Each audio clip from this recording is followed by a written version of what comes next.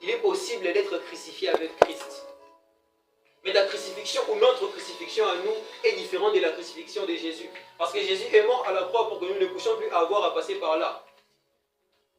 Mais pour que nous puissions être des hommes faits, pour que nous puissions réellement marcher sur les traces du Seigneur, avoir réellement Jésus comme modèle, nous devons passer par la croix. Je m'explique. Les chemins de la croix, premièrement, c'est qu'il faut savoir, comme j'avais dit, notre dénomination, c'est Crossway, les chemins de la croix. Les chemins de la croix, premièrement, c'est les chemins de la transformation. Première étape, les chemins de la croix, c'est les chemins de la transformation.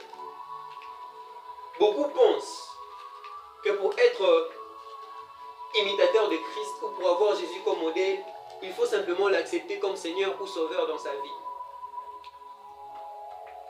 C'est Honoria. Beaucoup pensent que pour avoir Jésus comme modèle, il faut se limiter seulement à l'accepter comme Seigneur et Jésus dans sa vie. En réalité, accepter Jésus comme Seigneur ou Sauveur, ce n'est pas la fin des choses, mais c'est au contraire le commencement des choses. Et on pense qu'un intimé Yesu, ça s'arrête là. Non, c'est là que ça commence. C'est là que les choses commencent. C'est le point zéro de la vie chrétienne. Mais retenez aujourd'hui que les chemins de la croix, c'est les chemins de la transformation. Qu'est-ce que j'essaie de dire par là? J'étais en train de lire un article sur ce qu'on appelle sur la transformation de l'or. Je ne sais pas si quelqu'un a déjà lu ça. La transformation de l'or. Pour que, dans les industries qui transforment l'or, pour que l'or pur et agréable que les gens aiment acheter ou que les gens aiment avoir, ça demande tout un processus. Il faut que les mineurs qui sont place au bazar la capacité à bimisa or. Et l'or qu'on sort de la terre, on appelle ça l'or brut. Cet or brut, des fois, ça a des déchets, ça a des saletés, ça a des choses qu'on appelle ça, dans l'ensemble des saletés, on appelle ça les scories. Ce sont des choses qui empêchent l'or de briller, qui empêchent l'or d'être réellement or. Et dans cet état, l'or ne sert à rien. Dans cet état, même si vous allez vendre ça, personne ne va acheter ça. Parce qu'on doit encore purifier cela. Et pour purifier l'or des scories, pour qu'elle soit or brut comme un or pur, on fait passer cela par le feu. Le feu du creuseux. Ceux qui lisent la Bible, vous verrez plusieurs fois on parle du creuseux. Le psalmiste parle de ça souvent. En fait, c'est le même processus qui se passe à travers la croix. Si tu dois passer par la croix, ce n'est pas pour aller mourir encore pour ta famille. Non. Mais si tu dois passer par la croix, premièrement, c'est pour être transformé. Parce qu'en réalité, tant que tu ne passeras pas par la croix, tu seras toujours de l'or brut. Et jamais tu ne pourras vivre ta réelle vie.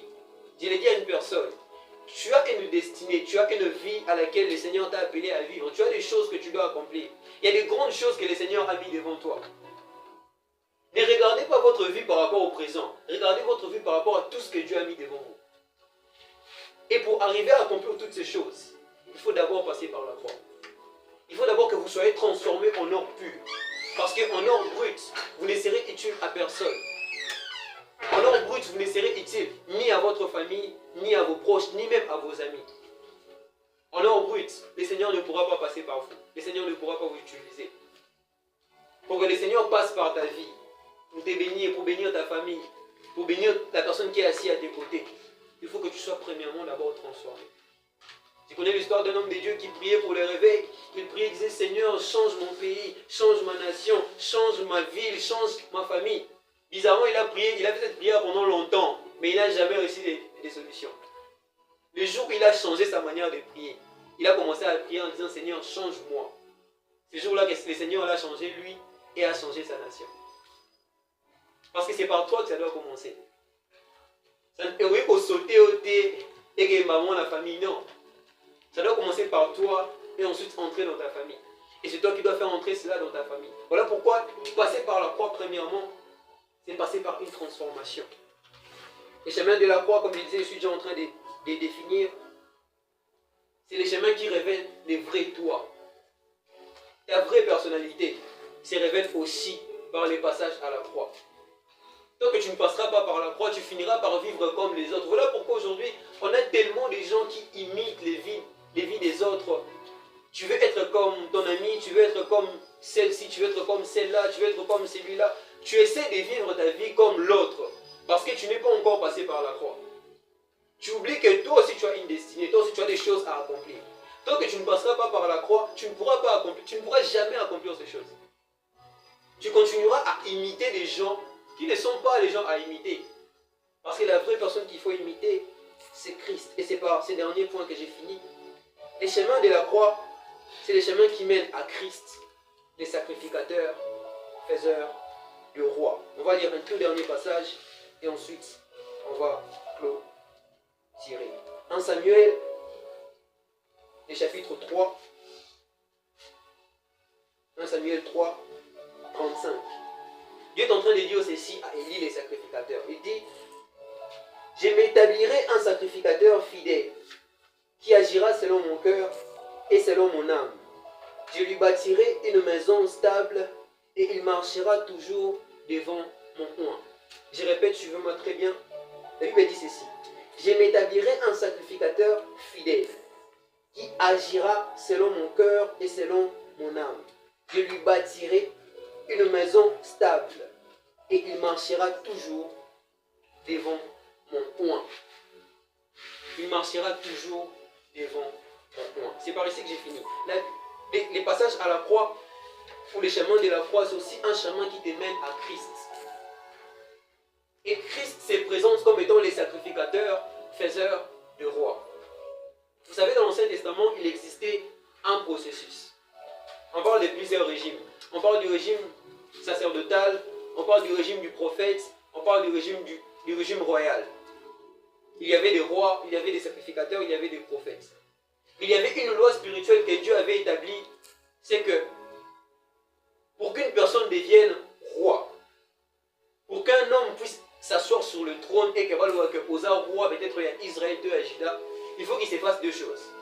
Premièrement, il faut que Dieu envoie un prophète pour qu'il te l'annonce. Mais ça ne va pas seulement s'arrêter à l'annonce du prophète.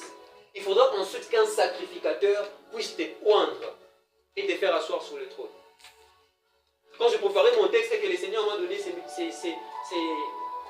versets, je me suis posé la question. Seigneur, qu'est-ce que tu essaies de me dire précisément? Le Seigneur m'a dit ceci, écoute-moi très bien, j'aimerais partager cela avec toi. Il y a beaucoup de gens ici en ces lieux qui sont appelés à être des rois et des reines. Qu'est-ce que j'essaie de dire par là? Tu as, comme je disais, tu as une grande destinée et tu dois accomplir de grandes choses. Ne te fie pas à ce que tu vois dans le présent. Ne te fie pas à la vie que tu es en train de mener maintenant. Ne te fie pas à ce que tu ressens ou à ce que tu subis maintenant. Tu as une très très grande destinée et tu as des très grandes choses à accomplir.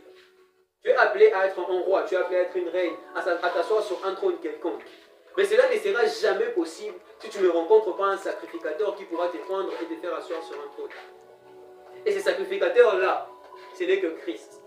Parce que la Bible déclare qu'après être monté, après sa résurrection, il est allé s'asseoir à la droite de Dieu et il s'est présenté comme sacrificateur, comme intermédiaire entre les hommes et Dieu. De ce sacrificateur dont nous avons besoin en cet après-midi, c'est le Seigneur Jésus. Cette personne-là qui a la capacité de faire asseoir sur un trône et clairement de te présenter ta destinée. Que Dieu bénisse sa parole.